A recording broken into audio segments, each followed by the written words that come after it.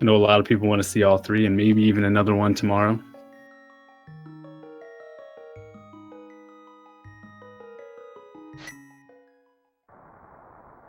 And rough. The uncle is trying to give hints. Oh, a green potion. Okay. That's pretty cool. Yeah. A bottle is what we call a fetch quest item, which is an item that will open up a single additional item location in the game. In this case, the bottle opens up the sick kid item. Sorry about the obnoxious drivers in my neighborhood. We since you go through Kakariko very early in the route, usually there are a few locations in Kakariko Town that do have item prerequisites. So it's nice to pick some of those up before you head that way.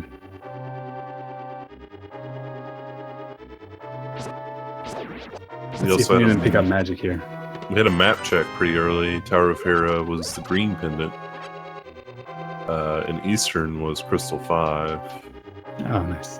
And I believe Desert was one of the lower crystals. One of the pointless crystals. Yeah. Looks like they've already got their bomb drop. A single one is all they'll need to get the extra item locations in this dungeon. They'll still want to get a few more early for a few other locations later. Chris did an interesting strategy here where in the Uncle hallway, most players grab some magic because it can... You don't start with magic and that can come back to bite you later if you need it for anything, but he skipped it, I guess, because he got that green potion. Yeah, that's... I imagine that's why he would. Yeah. Also, he went left side there. He's a fan of going right side. Not because it's faster or superior in any way, just because it's different. I'm pretty sure that's why.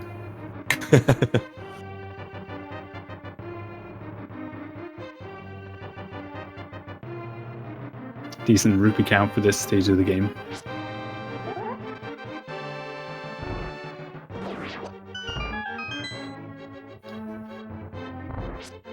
Green guards are the weaker of the two guards that you see in Escape here. They're green and blue. Blue guys have 50% more HP, so a regular spin won't quite be enough to kill them, but a slash and a spin would be, for example, or a double spin. So the quick kills that they employ have to be a little bit different for the different kinds of guards. And of course, the ball and chain guard has a lot more HP. He's a lot more difficult of an opponent, but I think these guys will competently defeat him without much struggle. 8 slashes to kill him.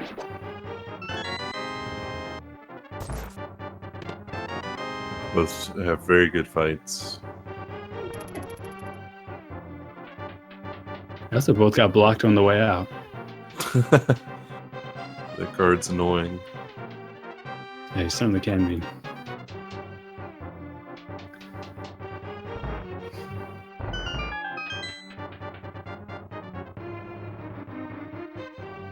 So do you want to, I don't know if you have a favorite in this race or in this series. I don't know if you'd want to admit to it either way.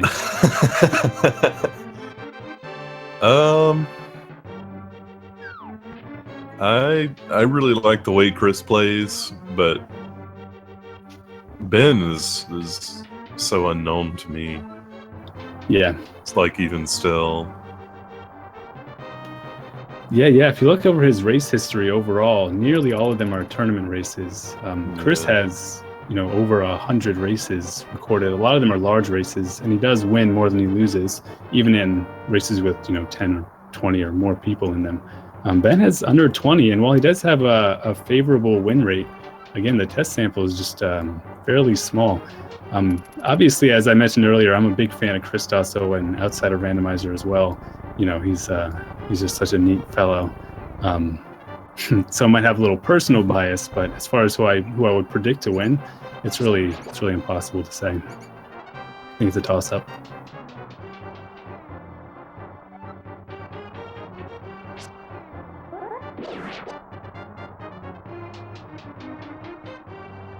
Well, snakes can get in your way, and while you do have to deal with them to get them out of your way, it's not always fastest to kill them, but if they do get in your way while you're still looking for drops, you might as well kill them. Yeah.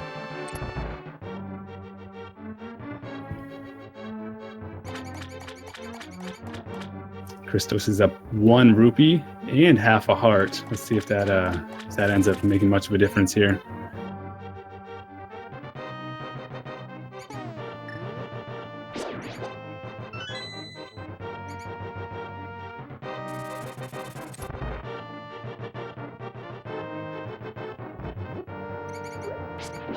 With these bombs, we'll be able to access 3 additional chests here. Ooh, and a couple extra bomb drops there. That's really nice. Let's see if Chris opens up the top door. He likes to expend 1 there. Okay, with exactly 3, I wouldn't blame him for not doing so. If he got bombs from a chest in there, I think it would have been preferable to do so. Just a little bit faster, but definitely don't want to be running out of bombs. 3 is the exact amount you need to explore Kakariko fully without getting a drop anywhere else. So they do have enough rupees as well to afford the 1 cost that there actually is in Kakariko. Ben's quitting, or saving and quitting, I should say. He's not quitting. Yeah. Well, yeah. He's doing an optional or a variant early game route. This isn't terribly uncommon. Some people might call it a gamble, but it's really not. The way I figure, the Lake Hylia area chests have no prerequisites aside from a single bomb, but some of the locations in Kakariko Town do have prerequisites. And while they have found the bottle, which will satisfy one of the prerequisites, there's not really much to gain by doing it first, except that it's more locations. So the odds of finding an item that speeds up the gameplay is a little bit higher, like the flute or the boots.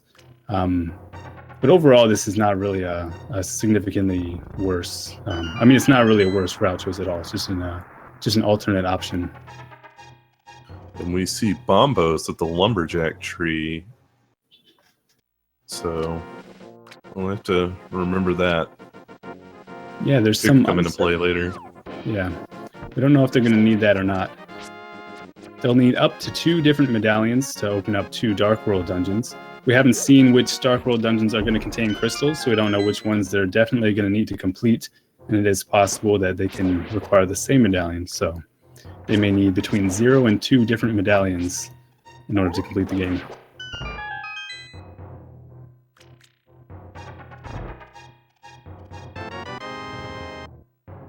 Lake Hylia Cave can potentially be a very lucrative location here. And the cape, that's an okay item. I mean, it is an item, but usually not required. It will allow them to access Aghanim's Tower, which is the prerequisite for the lumberjack item, or another way to get into the Dark World. But it can also be useful as a safety item if they happen to not get a lot of other safety items like hearts or armor upgrades. Especially with the green potion, makes it a little more potentially useful. Ben doing the typical fake flipper. Yep, that's the common setup. He'll be able to check that Lake Hylia Island Heart piece location, but not actually acquire it just yet, as well as check the hobo. Meanwhile, Chris is not finding much so far in the first location in Kakariko.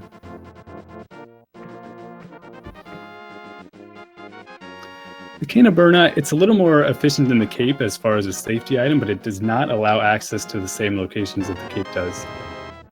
It's a little bit inferior as far as its potential in that way. A lot of rupees here. Yeah. Chris found the other 300. Well, I guess there's more than 300, or more than 2 rather. But yeah, they'll both be well off in that regard. The single biggest expense in the game is the King Zora item, which costs 500 rupees. It can be accessed with flippers or with either of the glove upgrades. But it can also be accessed with fake flippers, which we've already seen Ben willing to do. Chris just found another 300. Yeah. He's got over 1,000. I've seen a lot of bomb pickups too. Yeah. It'll be interesting when Chris goes to do the dam and the mini Moldorm cave. Will he go to Zora or the hobo like Ben did? You know, I don't know if he'll want to go straight to Zora without the flippers, just because there's a second item in that area that the flippers will let you acquire. But I do think he likes going to it early if he can afford to. Ooh, the running shoes from the sick boy.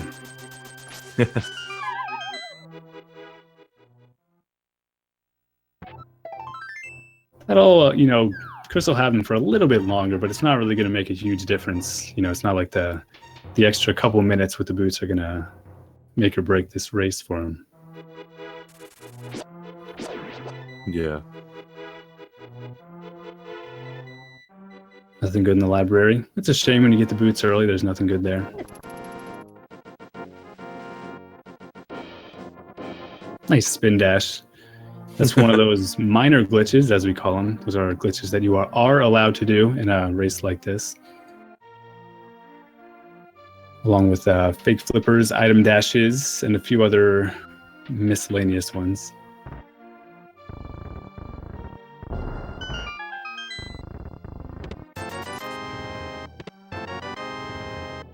So now for the next few minutes, we're going to see each of them collecting what the other already has. Unless we see Chris go to Zora.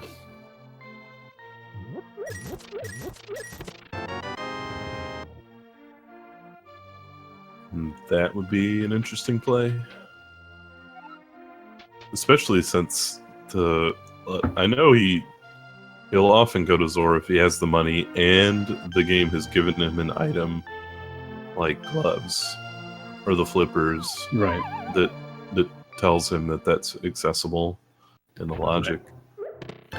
Yeah, the minor glitches that are allowed do allow you to sequence break the logic a little bit. Nothing too major. If they were major, we'd probably not allow them. But it does let you get to like the hobo or Zora's domain without the prerequisite items. However, the game will never assume the logic itself will never place items requiring minor glitches to get to them. So if he does acquire one of the items that would allow it to be placed naturally, then that sort of gives you the insight that there's a better chance of something being there.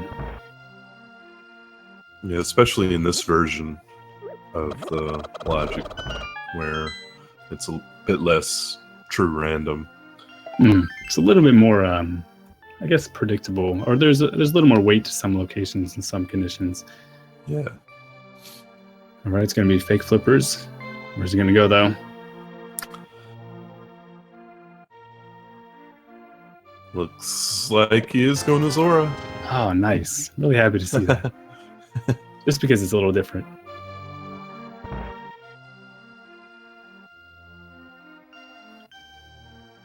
Luckily, he opted to hop out of the water there. And the moon pearl on the Zora ledge. Okay. Unless oh, go ahead. Oh yeah, unless Zora gives him flippers, he won't be able to get that now. But it is still valuable intel.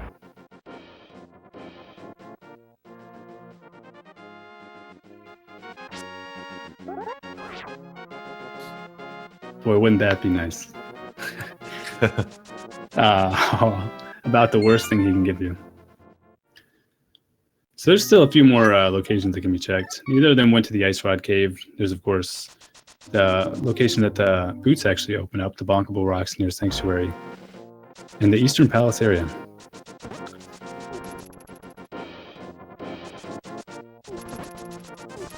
Chris is about to make a mistake. Oops. I think he just wanted to test the water, see what it felt like. Maybe it was dirty and needed to clean himself off. But now he's going to Sahasula's house. I think he was checking the island. Oh, okay. Because he didn't. Yeah. Yeah. If you, oh, wow. If you have to hop in like that. Oh, okay. You know, I never actually, I never knew that. Oh, something you didn't know about this game. Wow. That is uncommon, folks. Yeah, I just never thought of that. Wow.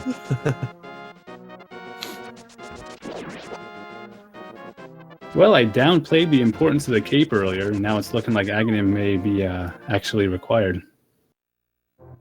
Yeah, I think Chris might go check the Bonk Rocks, or... Yeah. He doesn't want to commit to ajneb just yet. And there are a few other less lucrative locations available still. Ice Rod Cave and the Agana in the desert.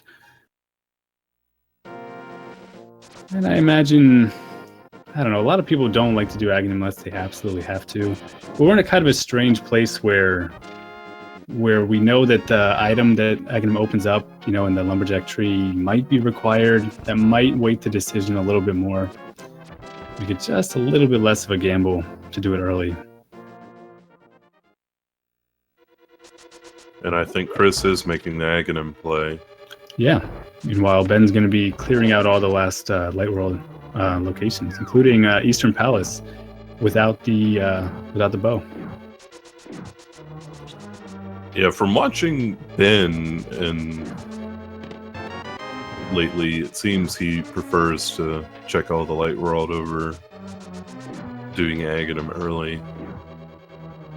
Yeah, and that's kind of similar to how ACMLM plays. He really likes going into dungeons early, Light World dungeons specifically. But without the bow, he won't be able to complete the dungeon, unless he finds it here, of course. But it only really blocks off a single potential item location, which is Armos. Every single chest within the dungeon will be accessible to him now.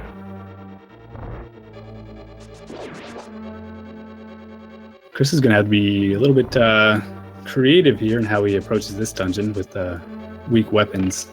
Going to have to be very careful. Yeah, this might actually be one of the tougher dungeons in the entire game with the fighter sword. Yeah, we have a lot of very refined strategies for this dungeon, the Master Sword, but they don't really transfer well when you have a weaker sword.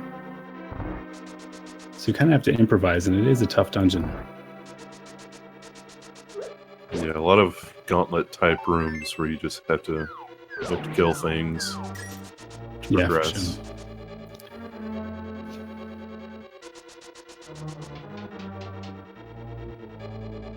So far, Ben has found 2 of his 3 items in Eastern Palace. He's going to hope he finds the last item at this chest, though it could be at Armos. And really, he's hoping he finds the bow. That would be like super lucky, but it would also be like the best thing that could happen to him. And it could happen. I've seen crazier things.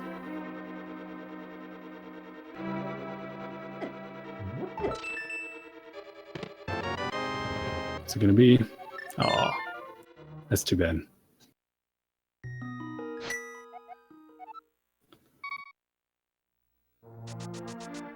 The boomerang has proven to be quite a useful item for Chris in Aghanim's tower.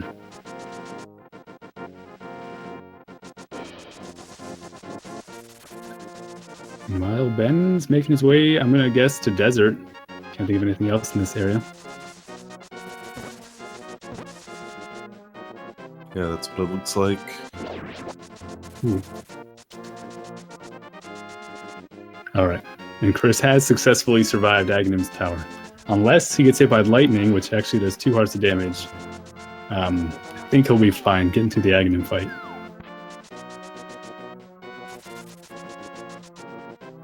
One of the things I noticed about Ben's play is he really seems to have very well-defined routes through overworld screens in uncommon situations, situations you'd never run into in a normal speedrun. So it doesn't seem like he's improvising about how he moves around that screen. He seems to have a very well thought out and planned and practiced movement, which is really cool to see. And you see that in a lot of places when you watch him play. Yeah. Chris, on the other hand, is one of the biggest improvisers I know. Yeah, he'll just wing it. All right, so is it Aghanim or is it Ice Rod Cave? Okay. They didn't check that, right? Neither of them did. No, neither of them. Okay. Oh man, imagine Flipper's there. Well, even that would just get him the Moon Pearl. Yeah.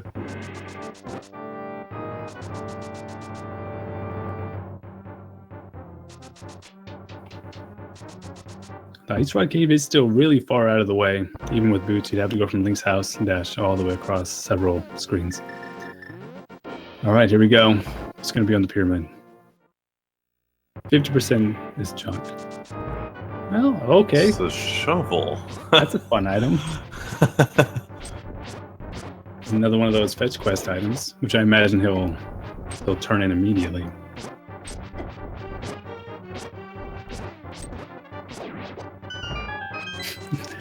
That guy that Ben just killed on the left side of the room was the guy on the right side of the room at the beginning. He danced with him all the way over to the other side.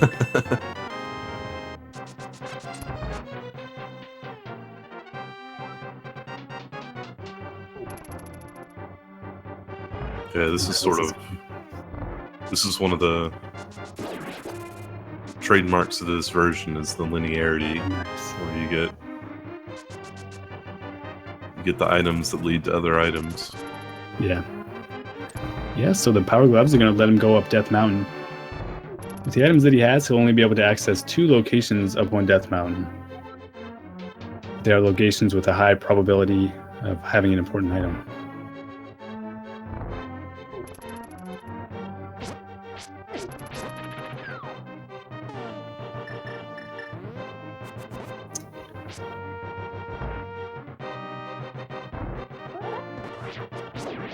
All right.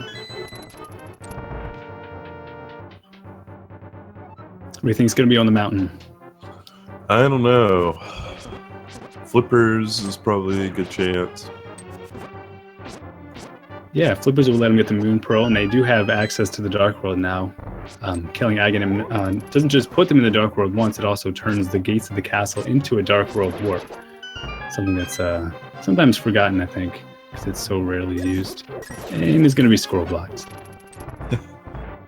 Yeah. That's okay. Well, I mean, it's super annoying, but it's about 10 seconds. As long as it doesn't happen again. Or get you killed. Okay. Hook shot. That's pretty nice. Yeah. It will allow him to explore all of East Death Mountain. Yep.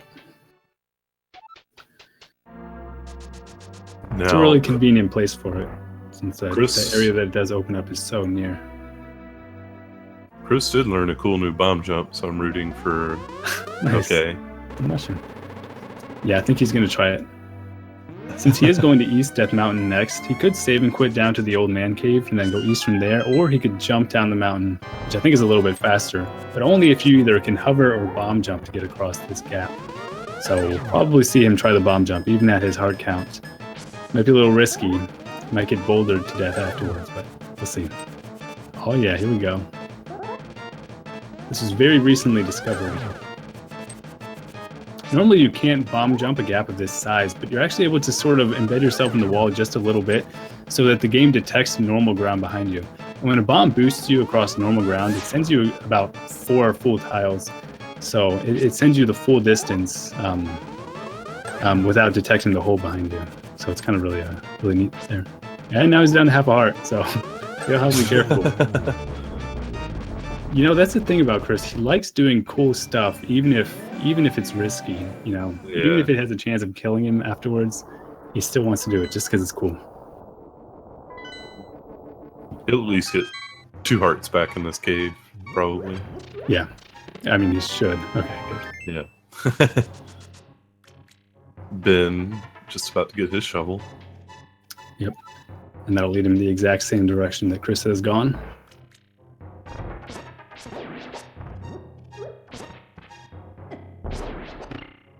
I'm wondering if Chris forgot to get bombers from the cave or from the tree, or if he just didn't want it.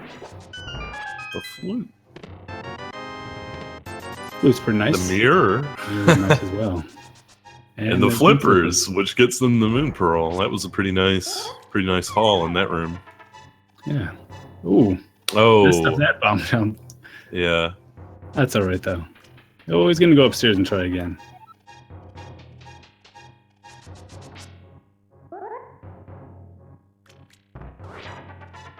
They actually do have access to a large amount of Dark World with what Chris has now. He'll be able to get the Moon Pearl, which will allow him to activate the Castle Warp, and from there you can't really get around too much except the path to the north with the hook shot.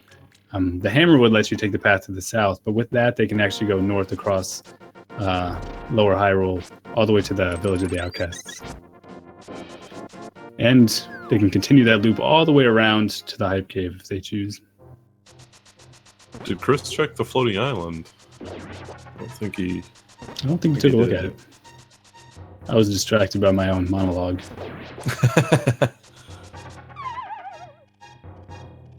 He was focused on the spiral cave, which is for some reason. Oh my goodness. That's pretty nice. Oh man, Yeah. you know what he should have done there? Oh, he doesn't have the pearl yet. Okay, he could have done Super Bunny. I was thinking in my head that they had access to the pearl, but they haven't acquired it yet.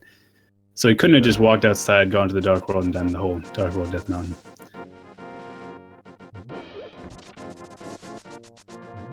Looks like he'll be going for... Yeah, I like this route. He's probably going to get this, Turn the then mushroom. turn the mushroom in, and then go get his moon pearl. Yeah. Oh, The bow. the bow is nice. That's an Oh, important item. He's just running into items. That's his strat. Oh, he's no. He's defying us. Oh, okay. That's Oh, not this so bad. makes sense. This makes sense too. Yeah, definitely. Since the flute can take you right to the witch's hut anyway, might as well Yeah. just do this first.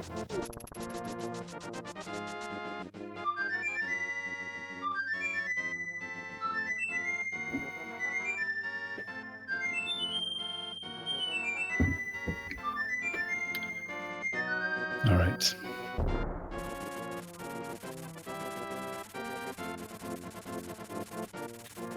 Seeing, I think we're seeing, where are we seeing Ben go? Turn in the mushroom, maybe? Is it faster to go this way than from Sanctuary? You know, this was tested back when YVA was first discovered, the fastest way to get to the witch hut for the purpose of getting a potion. And I think this was actually faster, but with walk on water, I think it's faster to go from Sanctuary. Yeah. Or with the flippers, of course. So this will work just fine for him. I think after I think Okay. after walk on water, the fastest is to do the fake flippers from below Link's house. Okay. That's probably true. And that was easy to set up with the boots because you can bonk on the statue and get an automatic lineup. Yeah. So this is So going to be Ben's first time going to Zora's Domain, unfortunately, without the flippers. Or does he have the flippers? No, he doesn't. does. Yeah. Oh, no, I guess he didn't do East Death Mountain. Yeah. He got the hookshot, but didn't go that way yet. Sorry, I have a hard time focusing when I'm also going on rants and this stuff. Okay, yeah, so he doesn't have the flippers. That's unfortunate for him. Yeah, we'll have to make a trip back like Chris did. Yeah.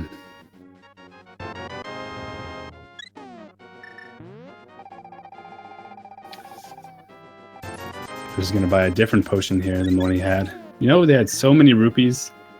I don't fault him for that at all. Yeah.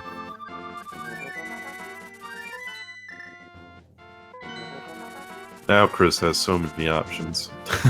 Yeah, with the Titan mitts, he can get into the Dark World in one more location. So he doesn't have to start at the one place and then go from there.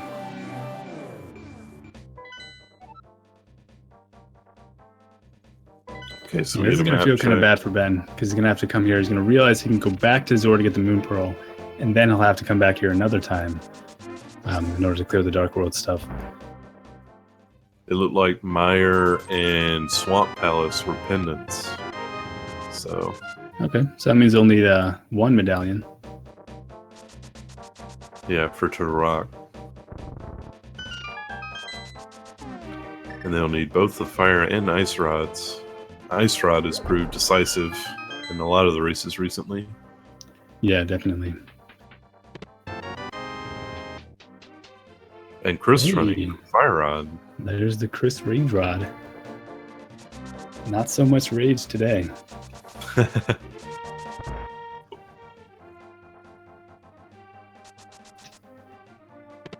So Ben just saved and quit without going to Spiral?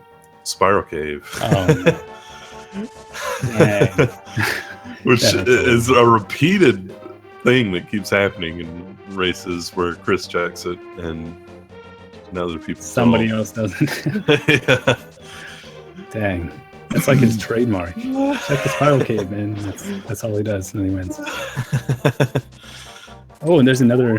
He doesn't know which one he needs, but he can actually get 2 of them. Quick succession here. This one and Bombos from the lumberjack tree.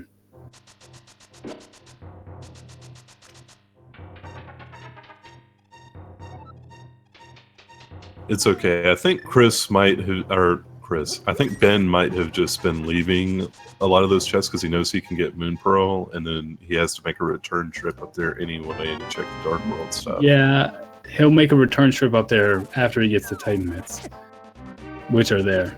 Oh, yeah, that's true. That's probably what his thought process is, and that's going to probably, potentially hurt him a lot. You are correct. So yeah, that puts a dent in his route.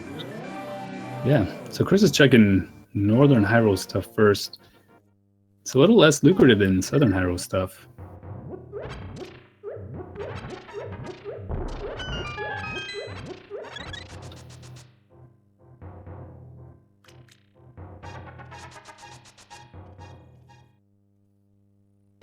Especially considering he's already done some of the other stuff in this area in the Light World. Yeah.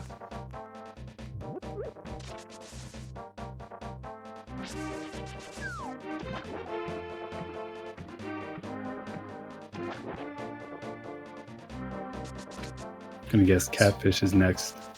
Yeah, that's what it's looking like. I'm using your strategy of making predictions as late as possible. Yeah. It's a good one. Especially when you're following Chris, who always does the unexpected thing, it seems. Oh, yeah. I think Tower of Hera for Ben? Yeah, that's what it's looking like. That was a pendant, wasn't it? Yes, it's green pendant. Okay. Which is an interesting choice. I would have figured he would have gone with what he's doing. He would have gone into the Dark World and used the hook shot just to get over to the other side. Right. Using the Aghanim warp. Right. All right, Chris, he might check this medallion requirement, even though Meyer is probably not going to be a required dungeon to complete. There's a couple locations around this vicinity, plus he can full clear and complete Desert Palace while he's here, which is one of the crystals.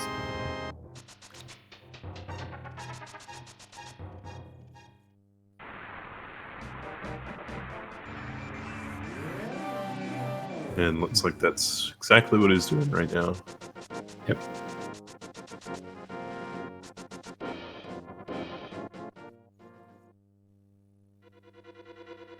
It's kind of cool how much the mirror can help with completing Desert Palace quickly. For one thing, you can enter from this door by starting in the Dark World and then mirroring to the Light World, but also you can mirror back to that entrance after you've cleared out this section, which is really convenient.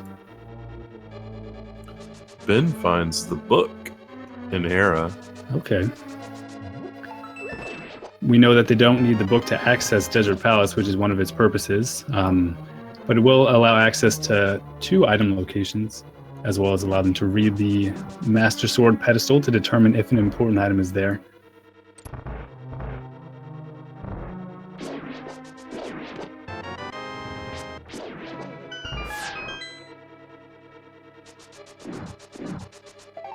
So far, good fights. Yeah, really good fight from Ben and Noldorm.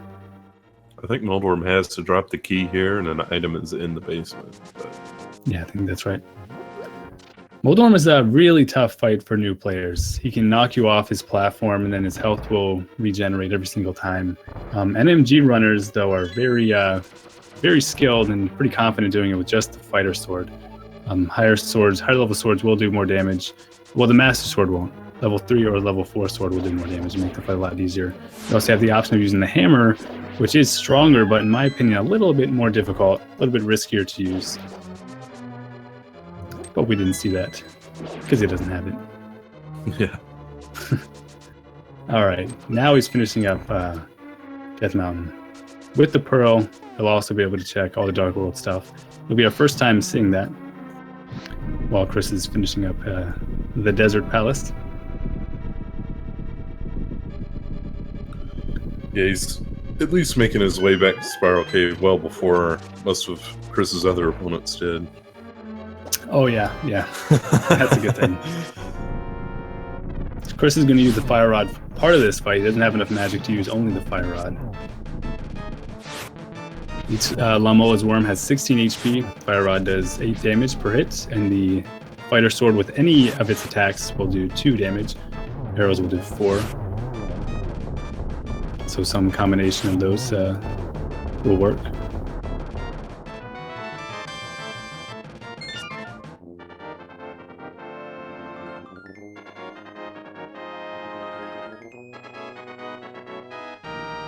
Ben's got his mitts now.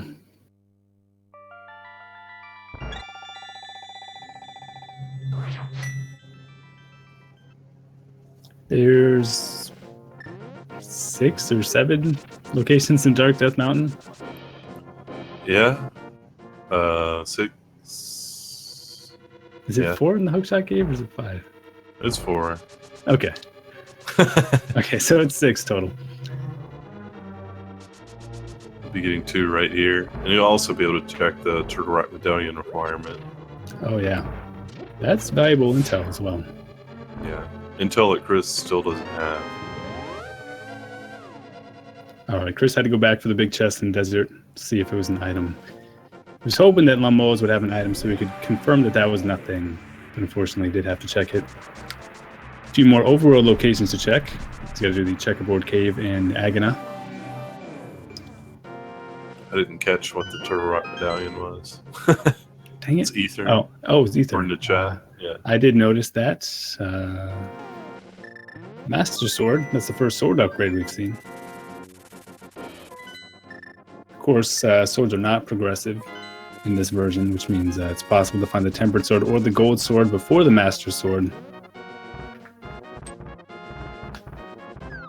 That's interesting because it'll mean that he can actually go check one of these medallion tablets. Been using the mirror strat to get around the Lionels. You actually cannot. Wow. And getting scroll blocked. He doesn't want to go back to the Dark World though. He has no reason to go back to the Dark World at all. So he mirrored much earlier than he needed to, just to be safe going through the Lionel. And yeah, Chris is going to be following in his footsteps here on Death Mountain. Probably make a lot of the same choices. Well, there weren't very many choices to make. You just open up all the chests. Yeah. I wonder if Chris will step into Hera. And it is a green pendant, and it is pretty quick if the big key works in your favor. So, you know, I wish I could make a prediction. Chris is so unpredictable. Yeah, he probably doesn't even know. Like as he's walking past it, he's going to make the decision. Yeah.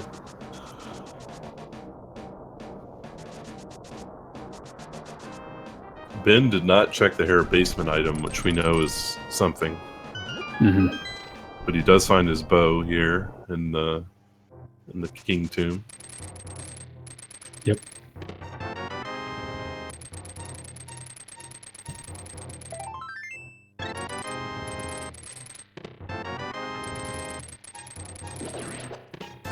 And looks like he'll be doing the Village of the Outcasts now. Yeah.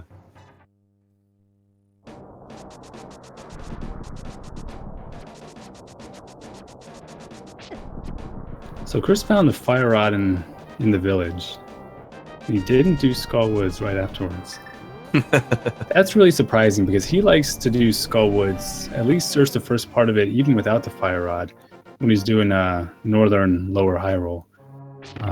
So it's really strange that even with the fire rod, he wouldn't do it. But yeah. We don't try to understand him. Yeah, but he is going into Hera. So that's cool. Let's see if he checks all of the item locations. He's not the kind of guy who would leave a single chest in a dungeon, though.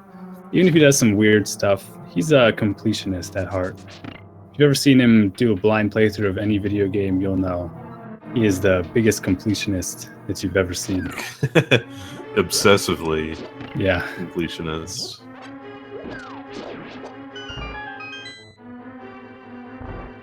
He leaves no stone unturned.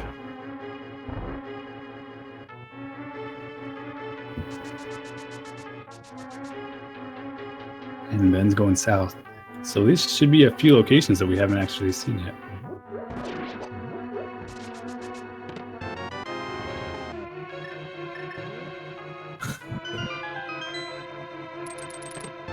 Could we perhaps find the hammer in southern Hyrule? Ben does an interesting dig route here. I think he's just doing complete... Oh, is he spelling something? Oh, no, he's not. It's just random. He is exiting from that side, though. Yeah. If you have the Titan Mitts, I think that is a little faster. According to Oddity, who's usually right.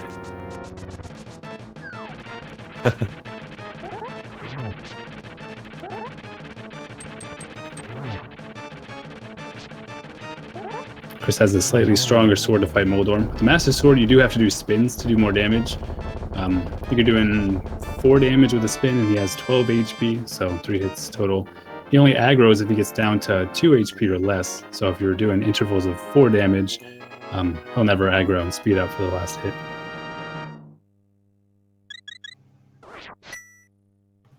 So will Chris go back in? Oh yeah. Yeah. And you're at least right about him being completionist. He's not going to leave this chest behind. It's one of the few things about him that's predictable.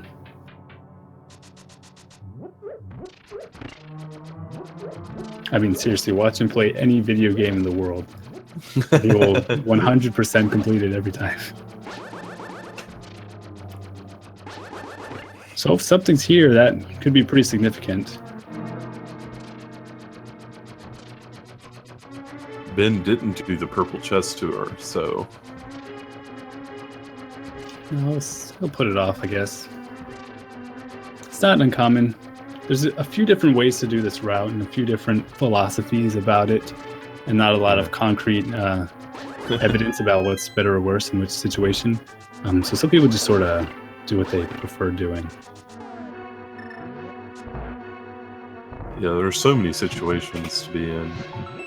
Yeah, what he's probably thinking now is he wants to stay in the Dark World so that he can mirror to the Bombos tablet when he gets all the way to the other side of this. But he also wants to be able to move quickly along the overworld. With the chest, you have to walk, you can't dash. The flute can bring you very close to where you would turn in the chest. So he'll be able to do the 2 different movements separately and both quickly, instead of doing them at the same time slowly. So he's thinking that's probably superior. All right, so was that the hammer in the basement? I guess so. I guess so. I was too busy watching Ben and focusing on his route. I was rambling again. Yeah. Well, we know. Okay, so he does have the hammer. That's a big deal because the hammer is a required item. So that's pretty rough for Ben. I don't envision a scenario where he makes it back to the Tower of Hera basement item Not quickly. Soon. Yeah. I mean, he can complete at least 1 dungeon right now, and he'll probably do that first. Yeah, he's going right into Skull Woods right now.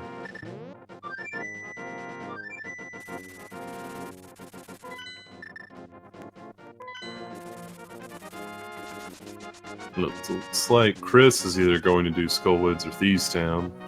Yeah, I would say Thieves first.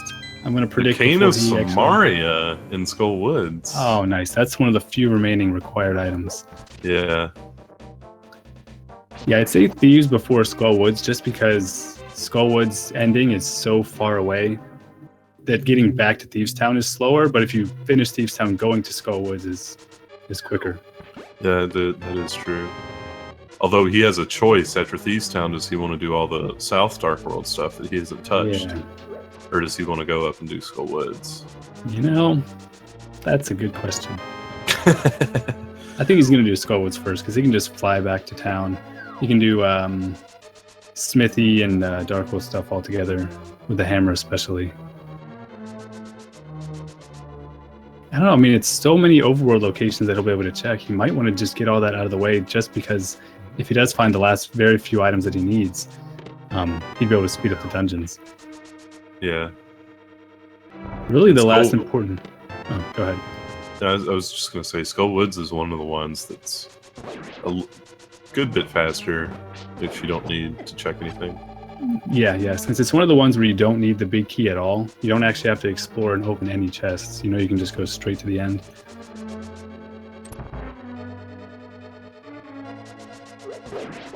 So the only really important item, or necessary item remaining, I think, is going to be the ice rod.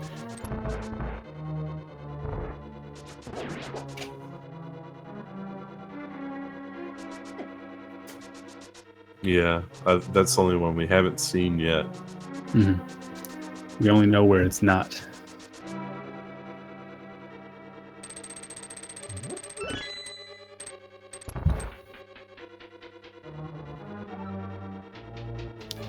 We're going to see a Master Sword Mothula fight. This should be pretty interesting. He does have low magic, which means he can't... I guess he still has the Green Potion, doesn't he? But he's probably not going to try to use any magic items. He'll probably try to get away with just the Master Sword. You can't hit Mothula into the spikes or it'll take no damage from your sword, so you're going to wait until he hovers downward, try to hit him towards the center or into one of the blocks, and yeah, do it pretty much exactly like that.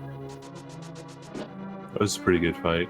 Yeah, takes 8 hits with that sword. You can potentially get a double hit right at the beginning, which I think he did.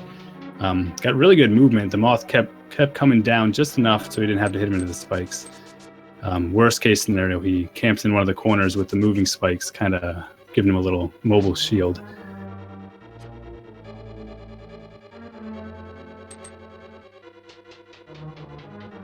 This time he's going back in for the chest.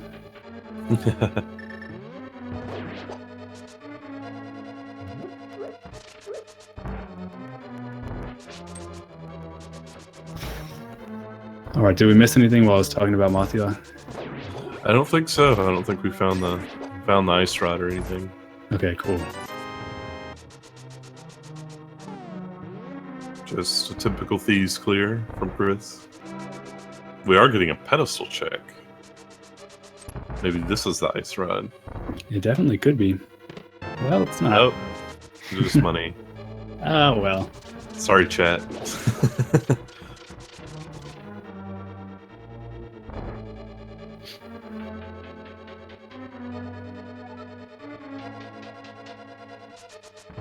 Looks like Ben is doing... This will be the first time Ben checks this area at all. He'll probably do everything Chris did.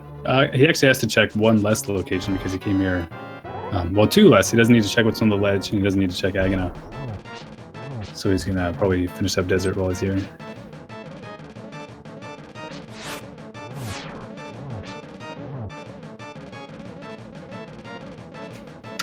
Blind is a perfectly scripted fight. It may seem hectic and random, but there's actually no randomness at all. If you execute it the same, then it'll play out exactly the same.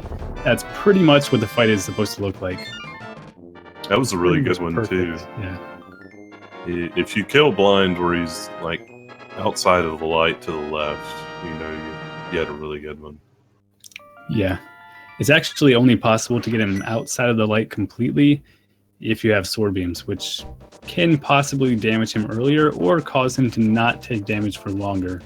It's really awkward and hard to like understand how it works, but it's really possible to kill him just a teeny bit faster with sword beams. But without, that was pretty much perfect.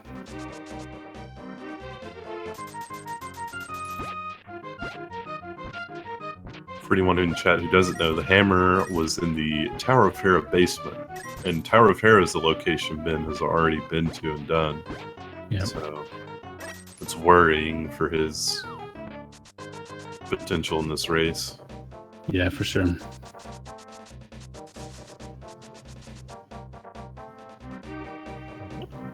So Chris is probably going to do a tour of the Dark World similar to one that Ben already did, but he will be able to check one more location. I mean, he could take the chest. The only thing he has access to that Ben did not have access to is the hammer pig puzzle. But there are a couple of places he could check if he chooses to as well. So we're not only going to be seeing stuff we've already seen.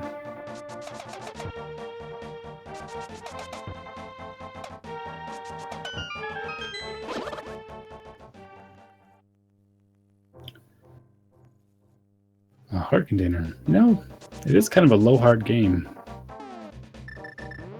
Not so low that they're probably concerned. With an armor upgrade and Chris has a blue potion, I think they're probably not really worrying about that at all.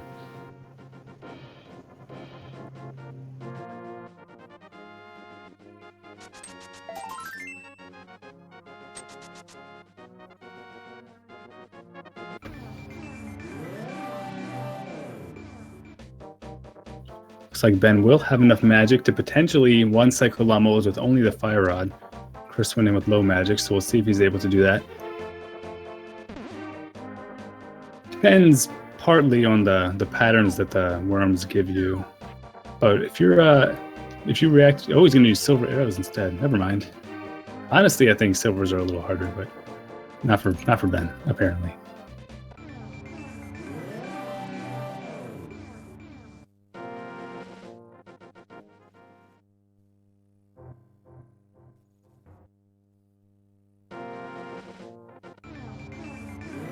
So Chris is taking the chest with him on the Dark World tour.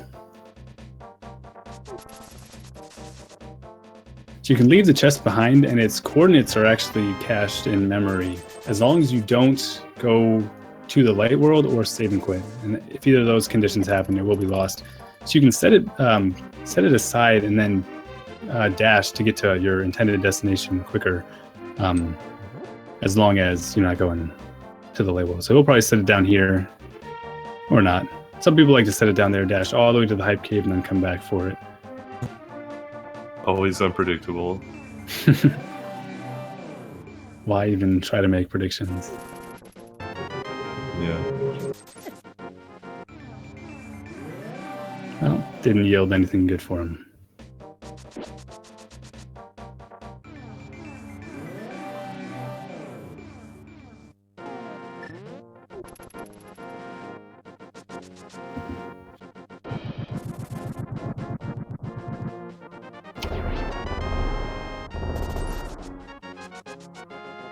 Chris has all the items that he needs to fully clear Swamp Palace, which does have the most potential items of any dungeon. Although it is a pendant dungeon, he would only really be exploring it for the items, not because he also has to complete it anyway. If he were to do it. Not saying I think he will.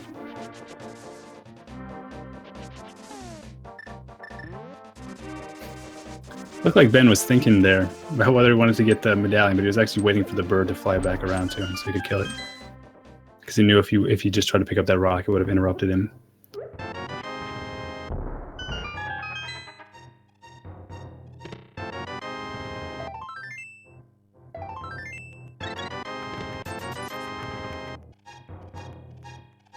So Palace of Darkness is going to be a required dungeon. Chris has everything he needs to complete it, and Eastern Palace. Yeah, it's also the dungeon with the second most item locations. Wouldn't be surprised at all to see him continue this loop all the way up to the palace. Yeah, the nice thing about Palace of Darkness here... Oh, he hasn't checked Topo yet, so he's good. Oh, yeah. Because of the early Zora. Yeah. The nice thing about having Palace of Darkness and Eastern as crystals this late is you can combo them together with the mirror. Yeah. So you can go there in the Dark World. And he can also... I don't... Have either of these... They have checked Sastrala, haven't they? You know, they've checked his back room, but I don't think either of them have turned in the green pendant. Oh, yeah. So that's another thing you can do. Yeah, okay.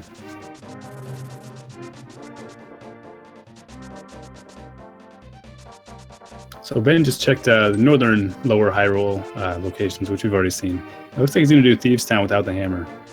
As I always say, I don't have any objection to this choice. I mean, you leave in mind one location which has a chance of being a non-dungeon item, and then if it's a non-dungeon item, there's a small chance to be an important item. Of course, I say, you might as well take this risk, but I'd probably say the same thing about Tower of Hera Basement, and that would have been the wrong choice in this game.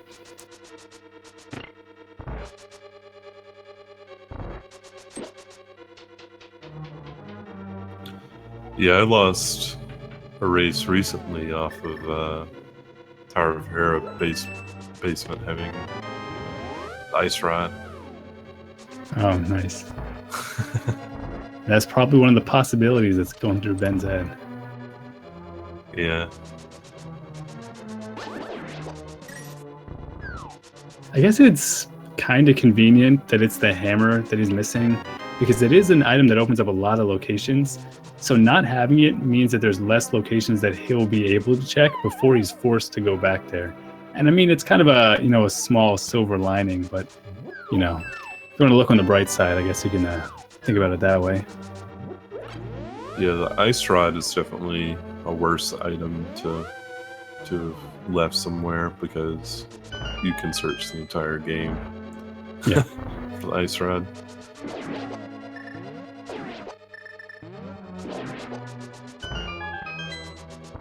Ooh, the Hellway is living up to its name for Ben then. Even getting hit a few times isn't really that big of a deal. It's more annoying than anything. You start charging a dash and there's this guy next to you that has a 1 in 8 chance of moving in the exact way to stop your dash, and then he does. Like, that's just frustrating. But it happens.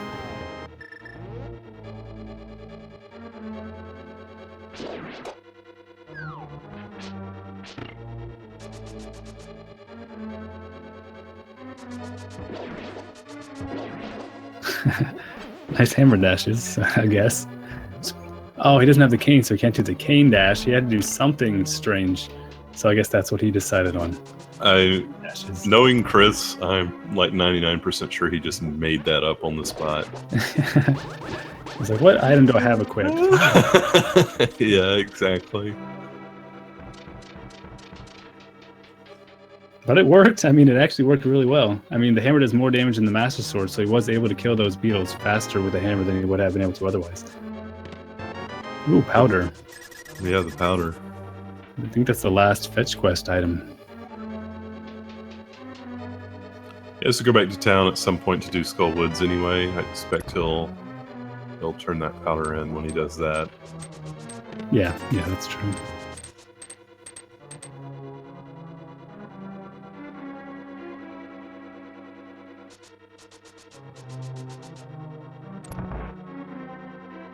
See if Ben's blind fight goes as well as Chris's did.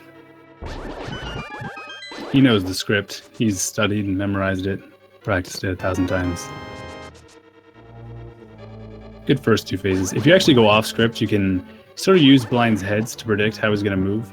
The way that the head moves off of his body when he falls down is the same direction that his body is going to move the next time he stands up. So that can kind of help you to give a little more predictability to the fight if it does start to get a little hectic early. Not a perfect fight for Ben there, but it's fine. He survived. That's really the most important thing.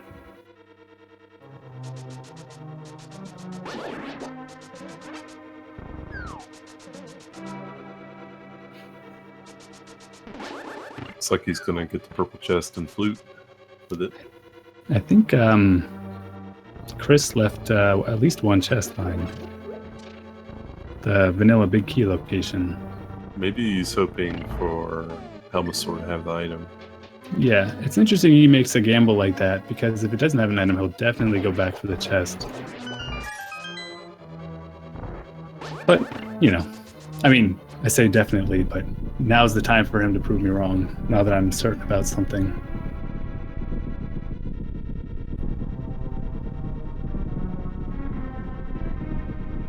Oh, here we go. Ice Rod Cave. It's going to be the vanilla ice rod, or the vanilla ice rod.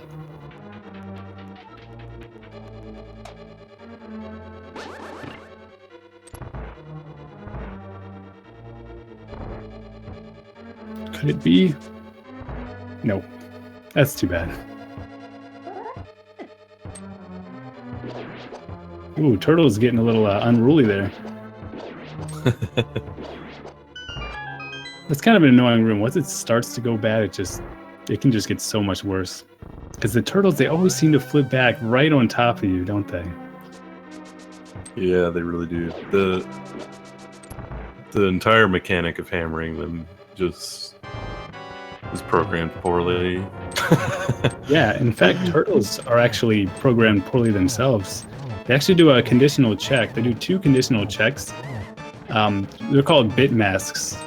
If you know about bitwise operators, you know what that means. But basically, they mask out half of a byte twice. So they like opposite halves. So they always mask the entire byte. So one condition is never met. There's actually a whole branch of code that simply never happens because they just always mask it away.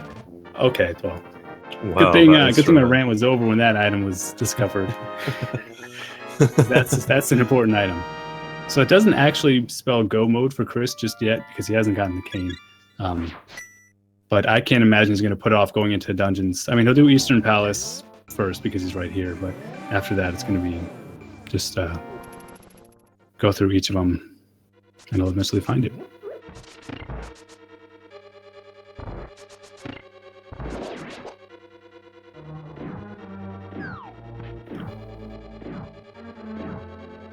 I like this sync. Wow. How did that happen? How does that happen so often? All right, well, they desynced because Ben has already explored this dungeon. With the bow, he'll be able to complete it now.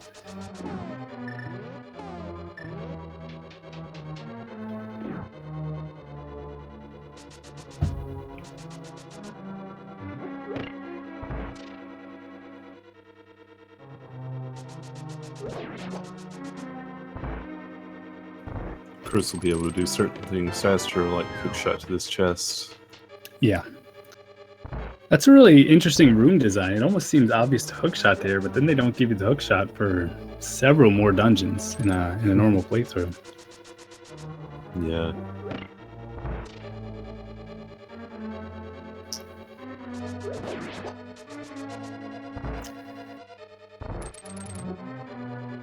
Yeah, now that Chris has most of the overworld cleared out, he might still turn the green pendant to see if he can get the cane there. But I imagine he's probably thinking, which dungeon should I do next? Which one's the least painful? He already has the powder, so he might head back that way to turn that in right before Skullwoods and do that one next. Really, the only big question mark we have left is when does Ben go back to Hera? He does not have a lot of options left, and he could, like, he can't really explore much Swamp Palace, because you do need the hammer for a lot of that dungeon. He could check Palace of Darkness and basically full clear it, except for getting to Helmasaur, which he might do, and it would be a shame if he did. Temper Sword at Armos, that's nice. I mean, they don't want to have to finish the game with the Master Sword, though they're both able to do so, especially with the silver arrows. Yeah, looks like Ben's going to be checking Palace of Darkness. Chris gambled on the vanilla big key. He didn't go check it, which we know is a good play in this particular seed. Yeah. Because it has a map in it. Yeah, so he made that gamble, I guess, twice now in a row. Helmasaur ended up having an item and almost ended up having an item, so he's going to be able to skip one chest in each dungeon.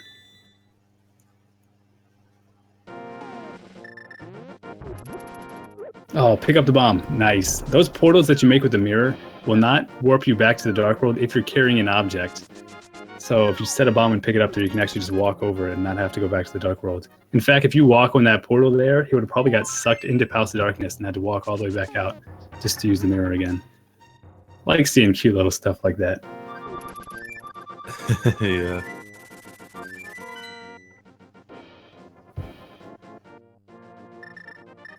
Now, if he goes to town here to do Skull Woods, he's not. Oh, he is. Going to. Oh, he is. Never mind. Yeah, I completely read his menuing through the flute wrong. Yeah, I think he overshot it, but then went back to it. Double checking. And yeah, okay. So this is a very important moment right now in this race. Chris going to Skullwoods. He will find the last item he needs for go mode.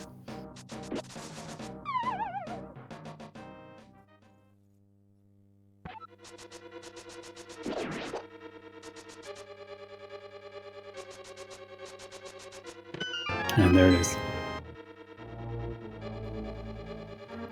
This is an interesting place to hit go mode. He doesn't know what to do.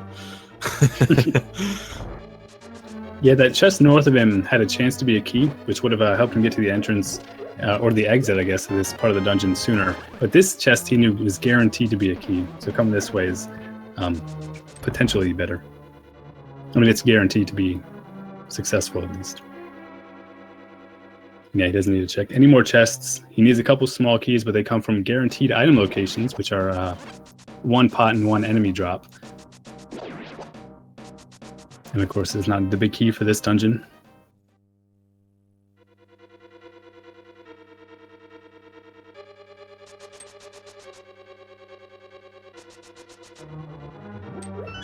He'll also have the tempered sword for the moth fight.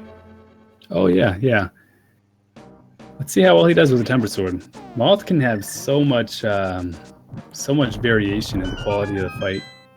Ben's was really good for the master sword. A bad tempered sword fight can actually be even slower though.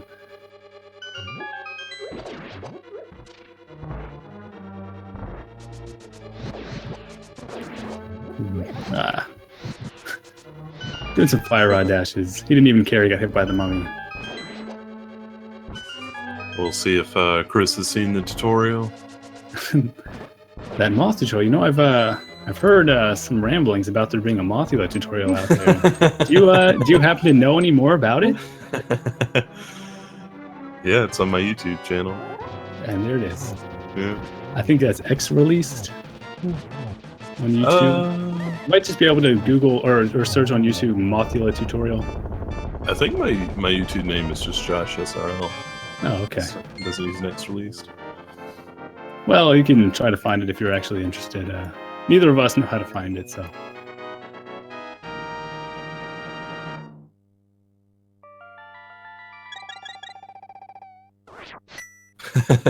Oh, where's Ben going? This could be it. We know it's not Spike Cave because you do need the hammer to do it.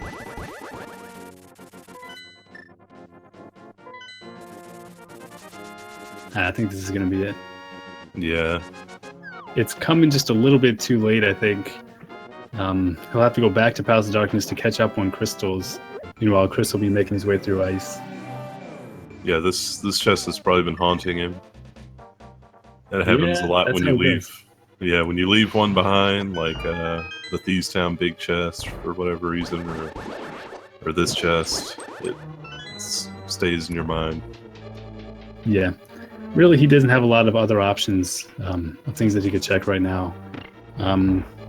As far as dungeons, I guess he could search Ice Palace, but do you really want to start full clearing Ice Palace without the hammer, which is required to complete it?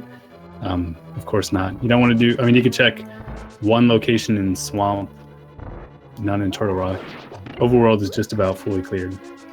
This has probably been haunting him the whole race. He just has to get this out of his mind. Whether it's correct or not, he needs to stop worrying about this. And he will stop worrying. He'll be a little upset when he finds it. I mean, it will be go mode, so it'll be bittersweet, but he will definitely be kicking himself a little bit.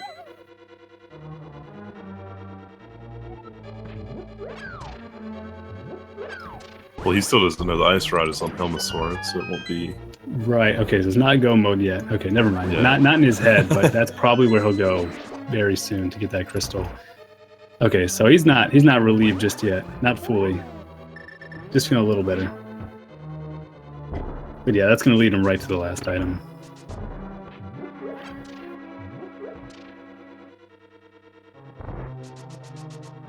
So Ice Palace is kind of similar to Skull Woods in that you do not need a big key to finish the dungeon, so you're not going to be searching any chests, and all the small keys that you need are going to be from guaranteed enemy drops.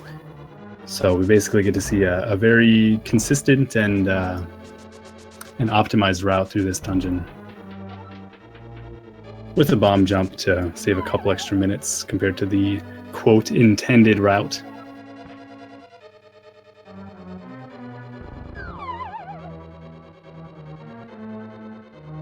And we do know that Chris has a blue potion still, so we don't have to worry about him running out of magic, if for some reason that would be a possibility.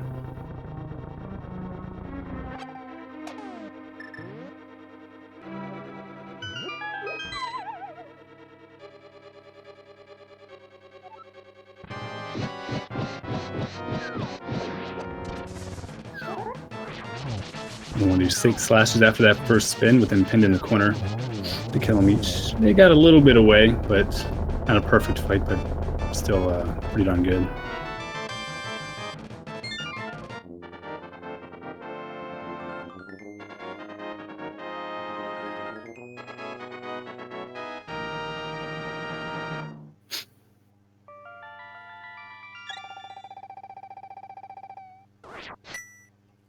Now he just has Turtle Rock left.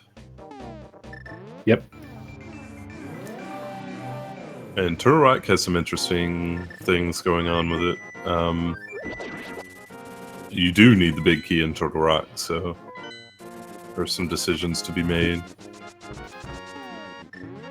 There's also a little bit of intricacies to the small key route. Yeah, that too. There's one location that's pretty far out of the way, which is the big chest, that could potentially have a small key. Depending on how many you've already found, you can gamble on whether or not you want to check there.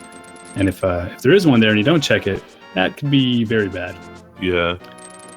Chris, I know, says he has a very psychological kind of mindset in these 1-versus-1 tourney races where he estimates constantly where he thinks he is in relation to his opponent, just based on where the items were, and bases a lot of whether he's going to gamble on something like that on those estimations that he makes. Right.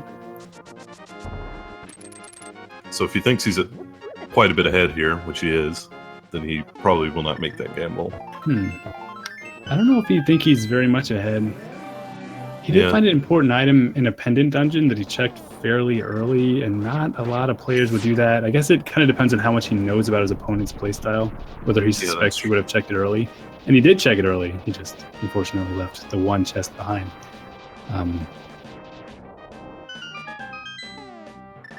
But I don't know.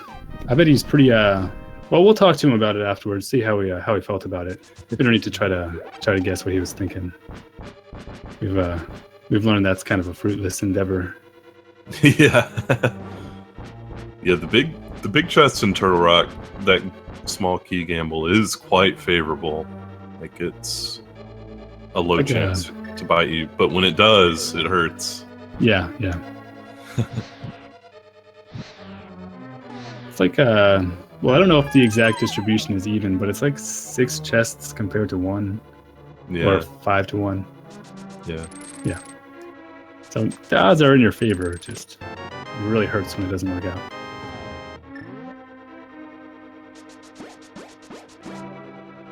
Another smooth item dash from Chris.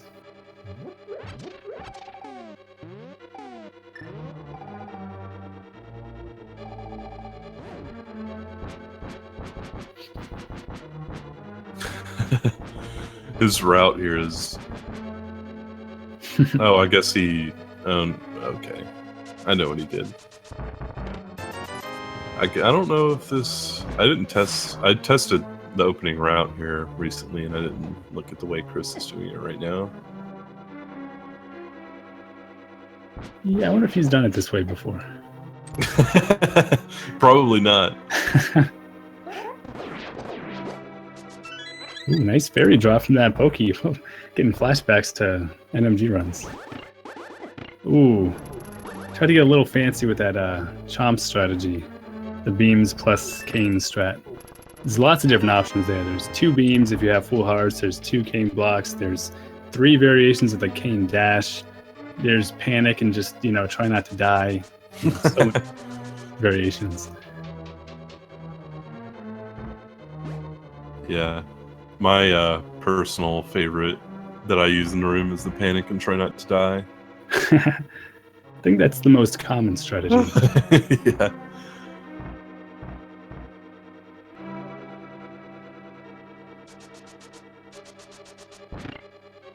Ooh, bottom left pokey RNG. No key dash. Yeah. He actually doesn't need to check this last chest here, because best case, he already has the big key, and that's the only thing he's looking for. So best case scenario, he spends a key to get another small key. Worst case, he spends a key and gets nothing. And that would be bad.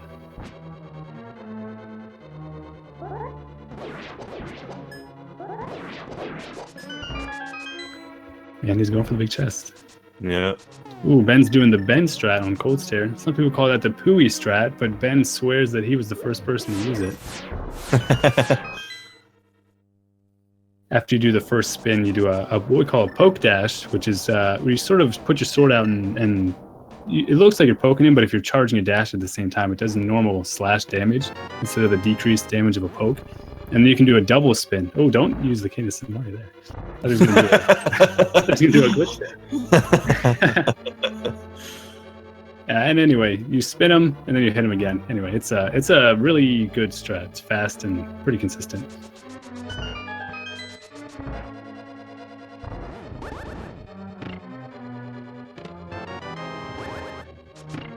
I think that's the last small key Chris is going to need. He won't need to go to the laser room at all. Wow, Ben is completely stuck on that squirrel. That is a static sprite, which means if you're overlapping it even a single pixel, you won't be able to move. And if it's actually completely, or if it's on top of you at all, you're completely stuck, even if it's a 1 pixel overlap.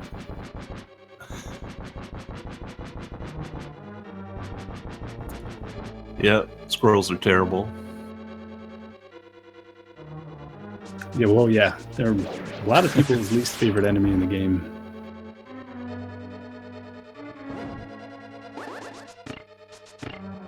Alright, are we going to see Chris use the potion on Trinex? I think if he gets hit even once, he might. He's a safe player.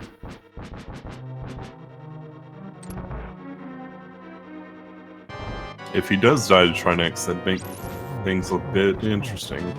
A little bit.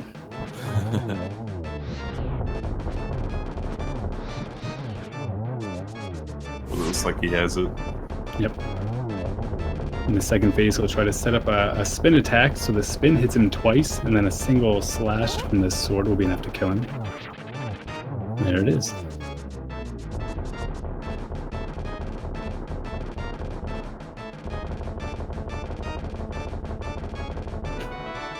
Hey, the red mail. Link will be all the rage with that new red mail. That's what it says in the strategy guide, anyway.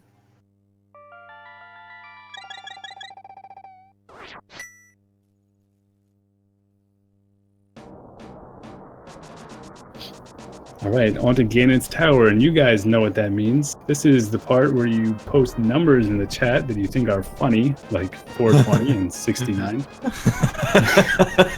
And that's pretty much it. Yeah, just number 420. I don't know that Ganon Tower has that many. That'd be an interesting guess. Yeah.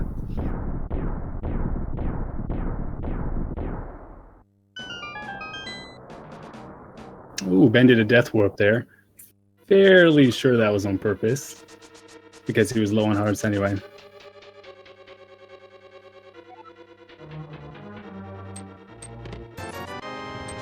We're going to say it was on purpose either way. I mean, a lot of people would use the mirror there to warp back to the entrance of the dungeon anyway, so because there's a full magic pickup there. Since you have to use a lot of magic on the torch room and everything, it's not as costly as it might otherwise be to mirror out there.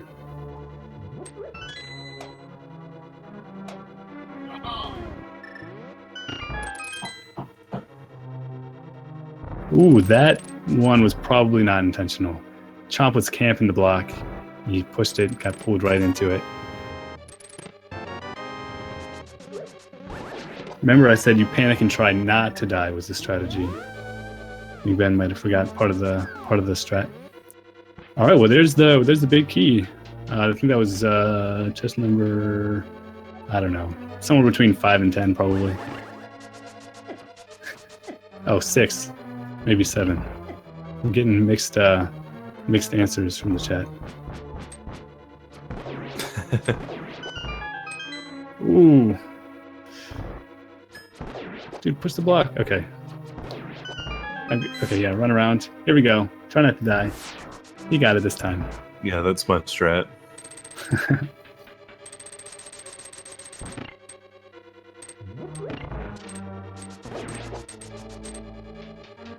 Good. Igor Skewer. I think that's what that room is called. That's a good name.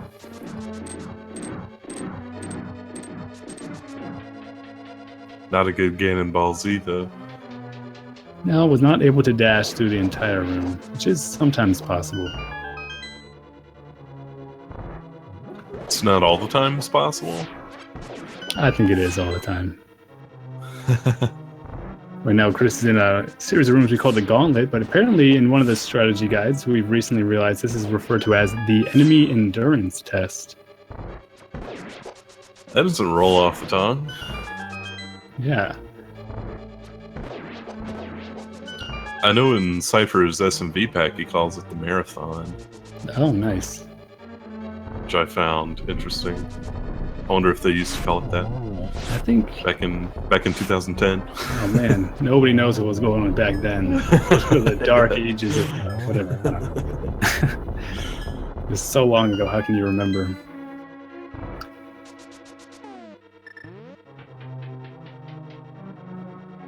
Chris is about to use the Cane of Samari exactly how it's intended to be used, to kill Wizrobes in a plus sign shape. Yeah.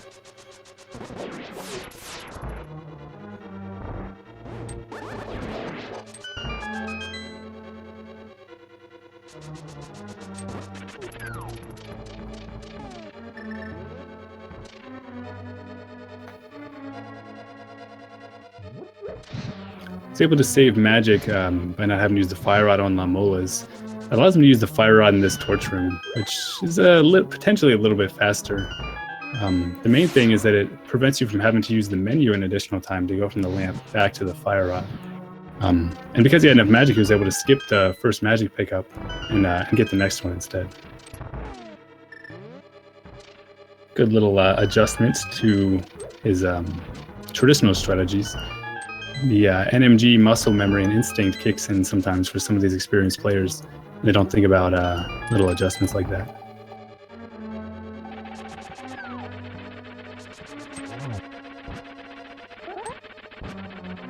Ooh. Whoa. Okay. A little scary on Moldorm there.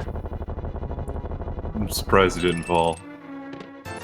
Yeah, your sword does really protect your left side well, so even if he comes at you really like perpendicular to the direction you're facing, you're kind of safe on Link's left. But yeah, I was fairly sure that he was going to get hit anyway because of the angle.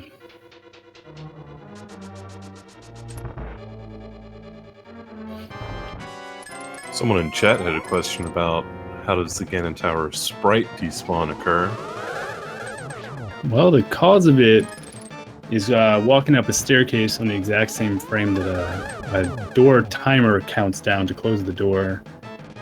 There's a couple places where you can activate a similar glitch. The second room of Ice Palace is another noteworthy one.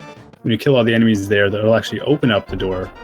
If that happens on the same frame that you activate the stairs, then you'll have a very similar experience. All right, I believe that was a 3-cycle ajneb174 for Chris.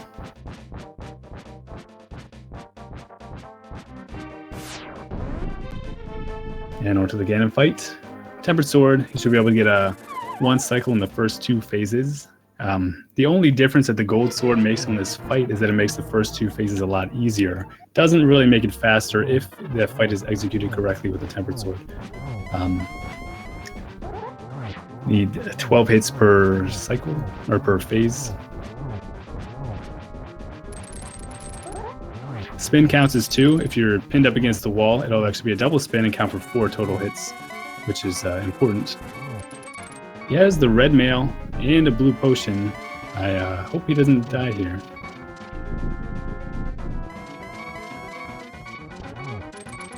I think these fire bats in the 4th phase actually still do 2 hearts of damage, even with the red mail. I think it is 2, yeah. It's one of those things that does the same no matter what, so...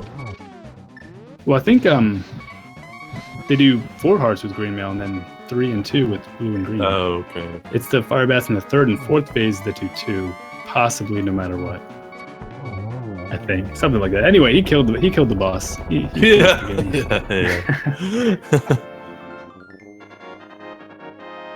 He did miss the torch glitch, but that doesn't really matter when you have the silver arrows. Sometimes it's actually preferable not to hit it, though. You could obviously see he was trying to, but it just didn't really penalize him much for missing it. All right. Chris's official race time is 1 hour, 25 minutes, 13 seconds. That's going to tie up the series 1-1. Again, they're going to play up to 2 more races today. And if they do require a 5th game in this series, they will be doing it tomorrow, most likely.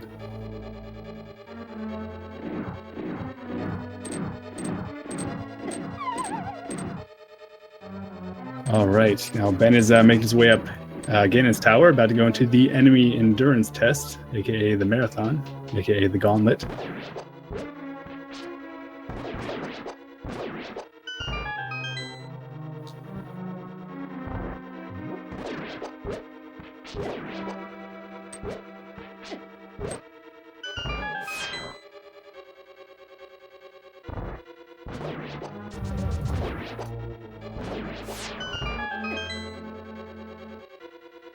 The Temper Sword is strong enough to kill any enemy here in a single hit with a slash or a dash. The damage is, of course, downgraded with a regular poke, so they're going to want to not do that. Specifically against the red Zazzix, they can still kill every other enemy with a poke.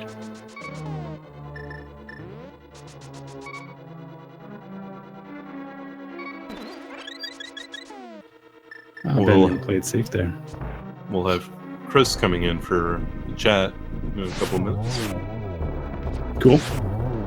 All right, so because Ben actually powdered that the bunny beam in the previous room, the Lamolas, their timers count down while you're in the adjacent room because you're on the same underworld tile, but they won't actually spawn. So the timers can count down, but their AI state won't change. So it's possible for all 3 of them to count down to 0 while you're in the previous room. But if you delay yourself just a little bit, it only really affects the second worm's timing. It'll come out faster relative to the first one than it otherwise normally would. And that's what caused him to miss his arrow shot in the first cycle. In the second cycle, he just missed a couple and then kind of got frustrated, I think. But he got him anyway. I love trying to explain concepts that use underworld tiles, because I feel like that flies over most people's heads. That's okay. Yeah, recently I was commentating an Andy swordless run and had to mention something about it. It was just like, wow, that was probably confusing. Yeah. Sometimes you just gotta confuse people. Yeah, like your bit explanation earlier on... What was it? I can't even remember. I don't know, I probably made it up.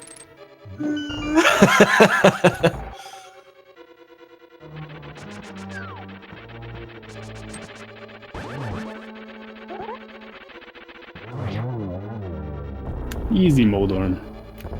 Not nearly as stressful in the blood pressure as Chris's was. I was going to use the hammer. Nice. How many hammers does it take to break a chest? More than 17.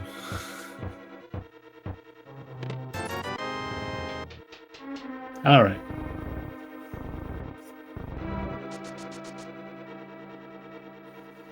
Hello.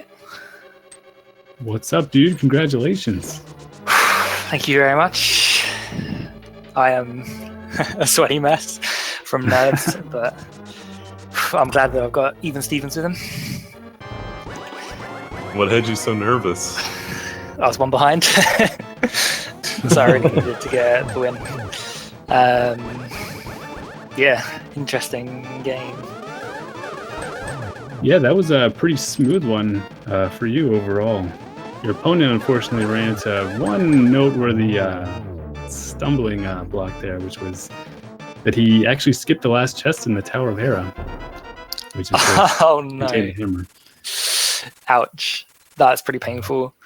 So yeah, I read this a bit strangely. I delayed doing the South of Dark World for a while Yeah, because that was kind of strange. I didn't have the hammer, and I I like to try and use the warp by Link's house if I can to get to Hype Cave quickly, rather than doing like the whole loop from Village of Outcasts. So I went up to my area first, which is really quick to discount, and then Dark World Death Mountain. But I thought Hera was a crystal, and then I heard the music when I went in, and I was like, oh no. And I looked at my HUD and I'd marked it as a green pendant, so I was like, well, I may as well do it while I'm here. Right. It was the green one.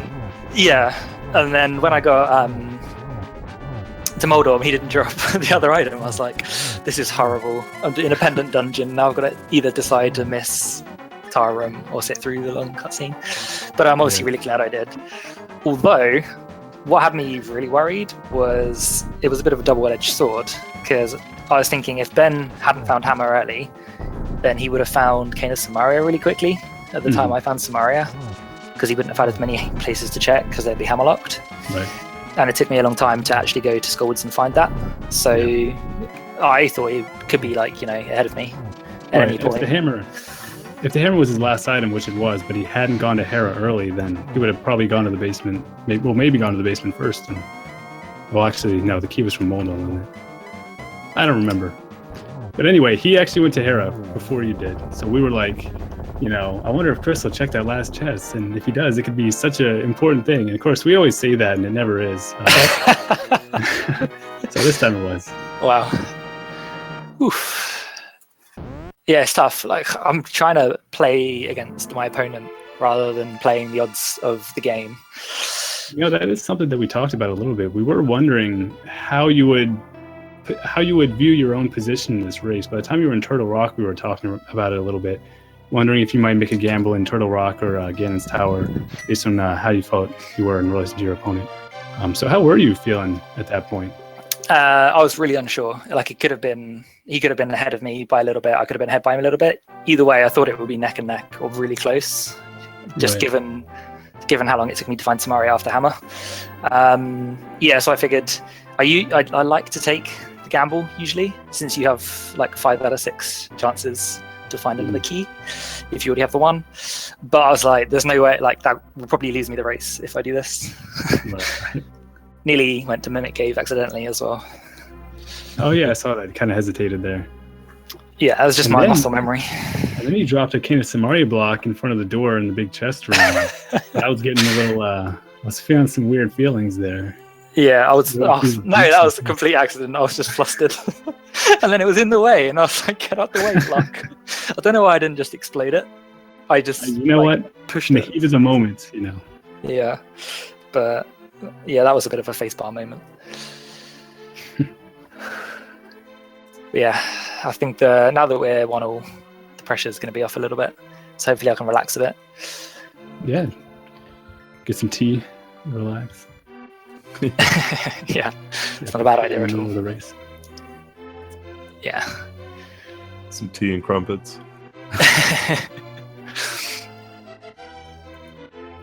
But yeah, I'm going to go take a quick 5-minute break. Take a quick shower. Get set up. Yeah.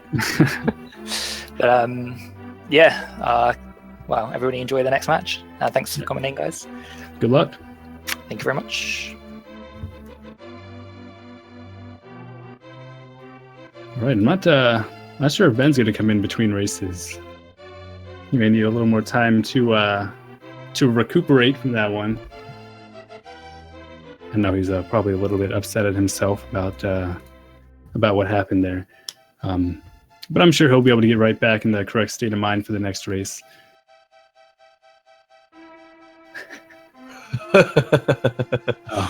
He's giving some insight in chat. That's close enough to an interview.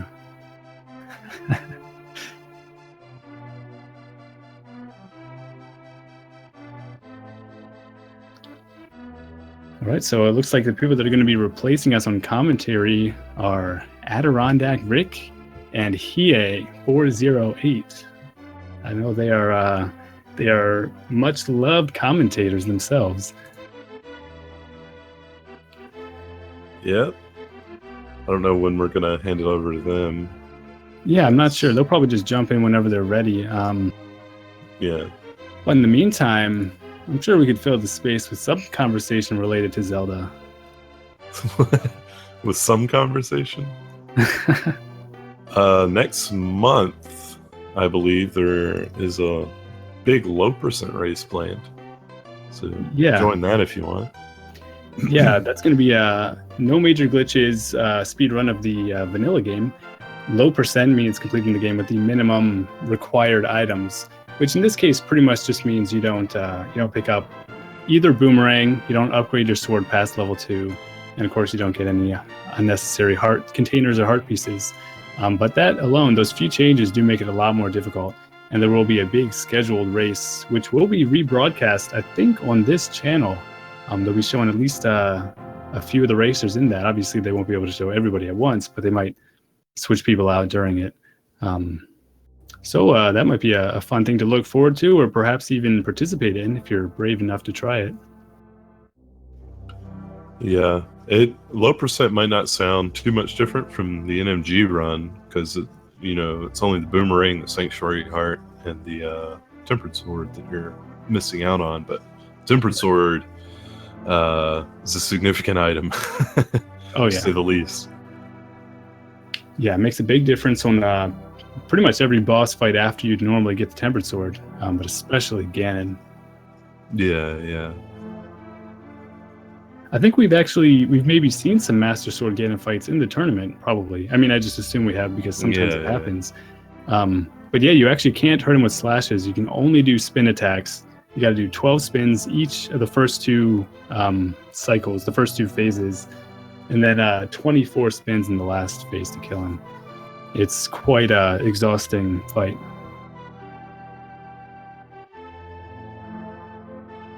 Yeah, for sure.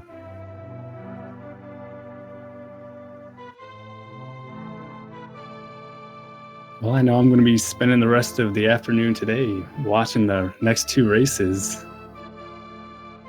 And when I'm not commentating, I can actually show my bias a little more shamelessly. And I won't specify in whose favor that is right now, but you guys probably already know.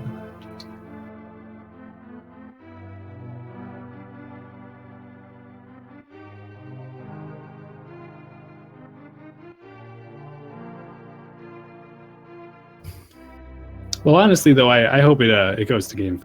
I mean, personal, affiliation aside, I really do hope that the series is exciting, filled with good races, and that we get the maximum amount of content for maximum entertainment. There's my diplomatic response. Yeah. A game 5 would be really nice. Yeah, for sure. Even though maybe it would be a pain for them both to schedule it, it'd still be nice. Yeah. They do have to be very quick about getting these races set up because there's a pretty big speedrunning event coming up pretty soon known as SGDQ, or Summer Games Done Quick, which, if you're not familiar with that, is a marathon that goes on for a week straight of speedruns nonstop to raise money for charity. And Ben is going to be participating in that. I think he's running Final Fantasy. Yeah, I think Final Fantasy 7. Yeah, I think that's right. So he's going to want to, have some time to prepare and practice, and of course, arrange his travel. So they really do need to get to kind of, be quick with getting these races. But that's cool. I mean, that's why we're getting 3 races in one day, potentially. Well, actually, now we're definitely getting all 3.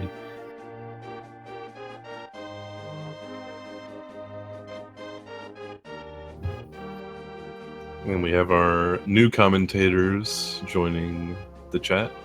If we want to hand it over to them. Yeah. So yeah, we're going to be signing off. I have been Super Scudge. And Justin. I'm Josh. There we go. Yeah. All right. Good luck, guys who are following us. Thanks, everybody. And we'll see you later. Thanks for watching all.